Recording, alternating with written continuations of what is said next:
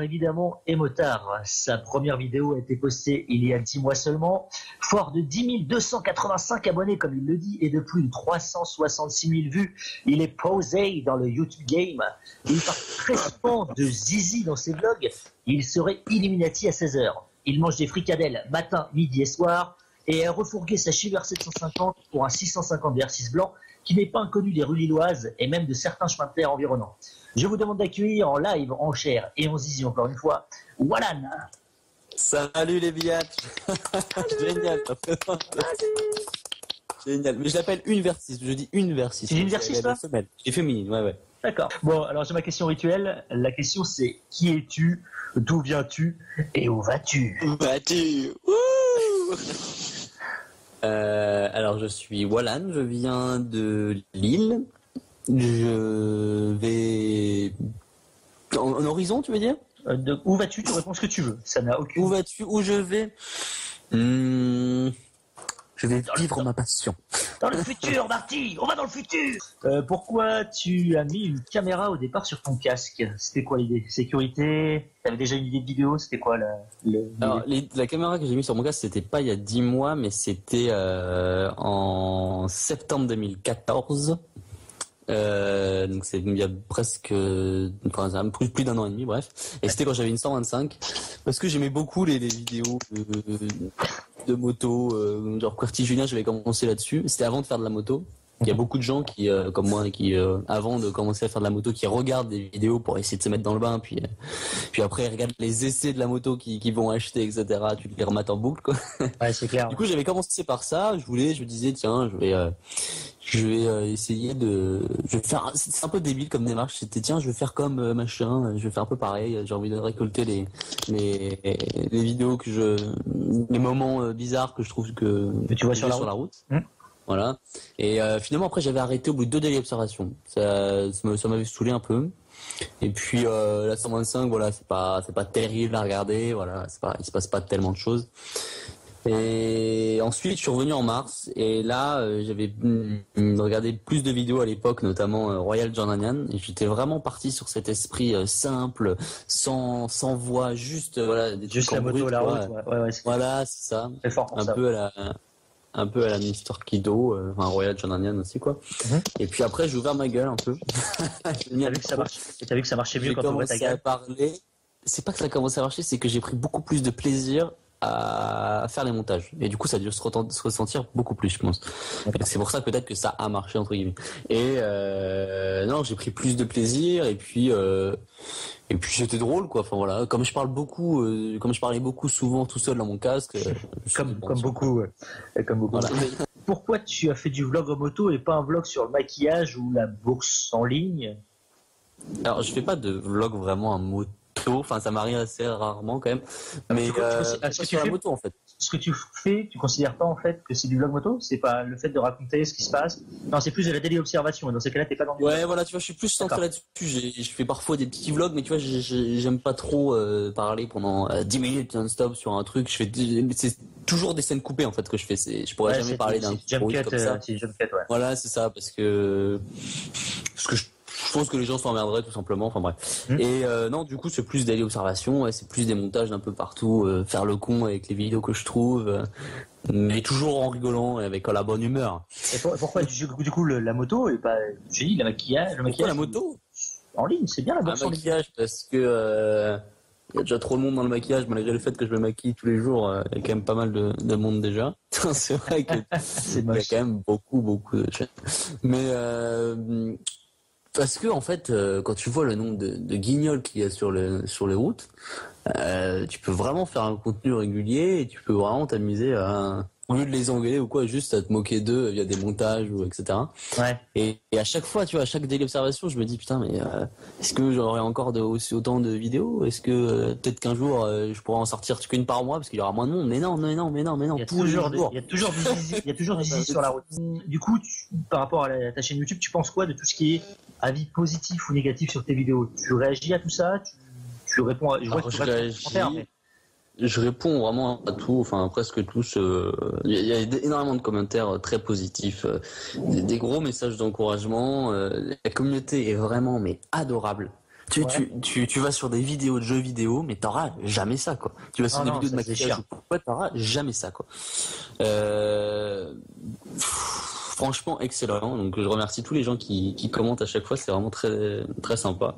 Et puis, mais très rarement, les différentes catégories.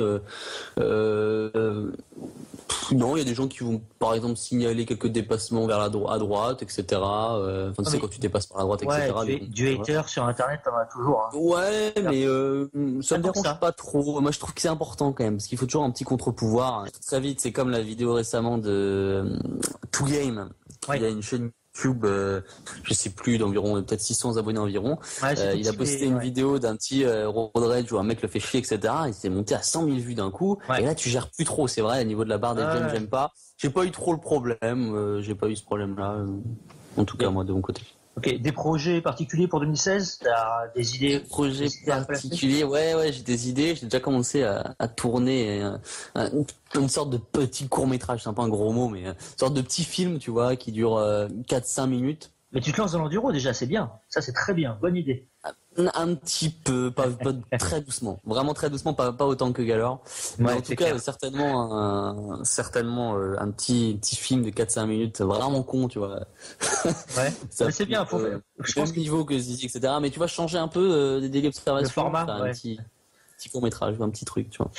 Bon. Et sinon, 2016, on verra, mais j'ai pas mal d'idées, j'ai pas mal de trucs, j'ai envie de faire d'autres trucs que les délais d'observation, j'ai envie de... Ouais, non, j'ai plein d'idées, et puis voilà. Toi, quel impact ta popularité de YouTube, ça a quel impact sur ta vie de tous les jours? Il n'y a rien du tout? T'as l'impression que ça change quelque chose ou c'est... Je pense qu'il n'y a pas grand-chose qui change. Les rencontres, j'en faisais presque, peut-être un peu plus là maintenant, mais presque autant que quand je faisais pas de vidéo. J'étais sur le mode, enfin, je suis toujours d'ailleurs sur le forum motovlog.fr qui est génial, que je conseille à tout le monde, aux jeunes permis, etc. Oui, allez-y, on a plein de trucs. Super bien modérés en plus. On faisait des balades le week-end, etc. Et je rencontrais plein de monde. C'était génial, et c'est toujours génial parce que même dans des rencontres qui datent de quoi, de un mois même pas, tu rencontres plein de gens, c'est génial. Après, t'as les rencontres abonnés aussi. Que j'ai fait hier, ça c'était sympa, c'était super sympa aussi de voir qu'il y a des gens de tout âge, quoi, qui regardent ce que tu fais. J'étais à une auto-école en fait où il me disait le prof en gros, il me disait ouais tiens, je monte tes vidéos à mes élèves pour voir. C'est bon ça. Pour voir les dangers de la route. Ce qui va pas mal. C'est cool et tout. C'est cool. Mais non, sinon ça change pas trop de choses. Ouais, c'est clair. Voilà quoi, faut pas non plus se prendre la tête, quoi. Bon, tu fais quoi dans la vie à part agresser les pauvres personnes en voiture et les gens qui traversent n'importe comment? T'as un vrai métier? Oui, tu tombes en panne, mais sinon t'as un vrai métier. T'es vraiment dépanneur ou... Non, j'ai un vrai métier. J'aimerais bien rouler tous les jours, c'est vrai. Mais non, je roule que le matin et le soir parce que la journée j'ai un métier et j'ai des études en même temps. C'est quoi cette histoire de t-shirt à signer au fait? Parce que du coup t'as une histoire de t-shirt si je me trompe pas. Moi, je voulais pas faire un truc genre une boutique en ligne, acheter mes t-shirts, machin. Ça, je suis vraiment. Bam, Kika, mange-toi ça. Non, après, attends, les mecs, c'est différent. Voilà, 100% bitume, bam, 100% bitume. Le même level. Les mecs, voilà, je trouve ça normal parce que encore ça va, parce que tu vois, ils ont vraiment une très très grande communauté. Il y a des gens qui leur demandent surtout, je pense en fait. Ouais, c'est ça. Et moi, je vais pas arriver là avec ma gueule de zizi en disant tiens, je vends des t-shirts, allez-y, achetez. Je me suis dit bah tiens, je vais en acheter un moi.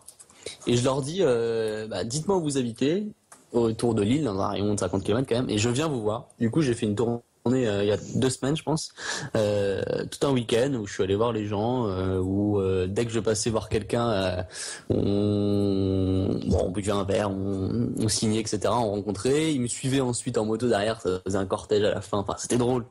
Et ça, il y aura une vidéo bientôt aussi. Je leur demandais de signer ton t-shirt, c'est ça? Ouais, de signer mon t-shirt pour que j'ai moi une trace d'eux, tu vois. C'est eux qui font vivre la chaîne entre guillemets. Je trouve pas que ce soit à moi de donner des t-shirts ou des.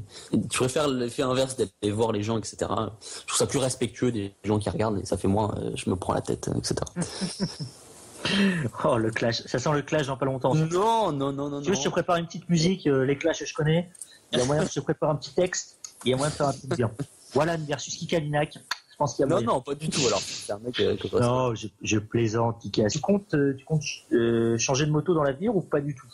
Tu dans gardes l'avenir, certainement. Dans l'avenir, certainement. Mais pour l'instant, moto qui te fait rêver. Alors, une moto qui me fait rêver. Une qui a pas de prise à S1000 cigare. Non, la S1000 XR, la BMW S1000 XR, elle est vraiment très très belle. Elle est vraiment classe. Avec les niveaux actuels, je serais impossible de la conduire, je pense, parce qu'elle est vraiment très très puissante. Donc peut-être un jour. T'as combien d'années Mais j'aime bien cette philosophie de trail et sportif. T'as combien d'années de permis? Parce que je sais même pas, je vais me pas regarder. Combien t'avais d'années de permis là? En mars, ça fera 1 an que je roule en gros cube, et en juillet, ça fera 2 ans que je fais de la moto en gros. D'accord. Donc la moto de tes rêves, ça serait une BM quoi. Un truc où Ça serait une BM, donc soit une GS, mais ce serait tout le temps, on resterait sur du trail. Soit une GS une GS, putain, je suis con, 800 GS, voilà. Ouais, 800 GS. Ou plus tard, S1000 XR. Bref. Non, mais j'aime bien les trails, pas les gros, tu sais, il y a une version GS Adventure, etc. C'est un truc, non, pas forcément. Qui vont bien, ouais. J'aime bien parce que je m'en suis encore rendu compte quand j'ai fait l'autoroute tout à l'heure. Quand ta moto est polyvalente, quand tu peux faire n'importe quoi, quand tu peux aller très bien en voyage et que c'est très bien agile aussi en ville, c'est comme ça que tu l'aimes. C'est pas en morflant sur l'autoroute, c'est pas en étant brisant le fatigué en ville, cou. c'est mal grave. Moi, ma moto, je l'aime parce que ça fait chelou, parce qu'elle est polyvalente et parce que je peux faire. Je l'aime ma moto. Je vais avec.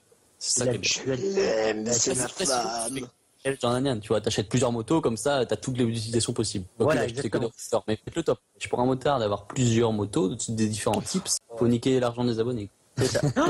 Rends l'argent des abonnés. Faut monétiser à mort. Alors, une question de Veit. Désolé si je dis pas le nom. Veiken. D'accord. Ok, elle m'avait C'est un rattrapé. pote à moi, en fait. D'accord. Il dit plus de 10 000 abos, ça fait quoi d'avoir une telle notoriété? Alors, moi, je dis la question comme elle est. C'est un pote à moi, il est apparu dans un dernier live, mais il me dit ça juste pour me faire chier. D'accord. Alors, sinon, si je réponds sérieusement à la question, pour moi, c'est de la notoriété virtuelle, donc enfin voilà, c'est pas. C'est vraiment intéressant, c'est sympa parce que je parle pas dans le mur, c'est toujours agréable, c'est vrai que c'est bien d'avoir des abonnés, machin. Mais après, il faut pas non plus se prendre pour un dieu, quoi. Non, bah non, c'est sûr. Je n'adresse aucune critique à qui que ce soit. Hein. Je veux pas déclencher une guerre. Et c'est vrai que bon, il y en a parfois qui bon. Petite info demain, normalement, je roule avec Joe Lapoule, si ça peut intéresser des gens. Ah, beau gosse. Ouais, on fait une vidéo en enduro demain, ce sera sa première sortie en enduro. Donc, je vais un peu le guider avec des potes dans nos forêts là. C'est pas ça. Non, je vais lui prêter ma moto quand même. Je vais lui prêter une moto. Sympa. Parce que si je commence à lui prêter un phaser avec son phaser, à mon avis, si on faisait de 8, il va l'abîmer. Et Tu m'as pas invité. hein, pardon. Tu m'as pas invité. Bah, tu peux venir. Hein? Est-ce que tu te déplaces réellement? Viens, mon ami. Je suis en Haute-Normandie, moi. Je suis à 100 km de Paris. Bah, écoute, je suis déjà venu en Normandie, donc si j'y retourne, volontiers, je passe par chez toi. J'ai une moto qui t'attend. C'est ce que je dis à chaque fois quand il y a un mec que j'apprécie et que je veux qu'il vienne rouler avec moi. Il y a une moto qui t'attend, il n'y a pas de problème. J'ai plein de potes qui ont des bécanes qui me les prêtent, donc il n'y a pas de souci. T'es le bienvenu. Bon, voilà. Merci. Bah, j'y penserai. On en reparlera. Voilà.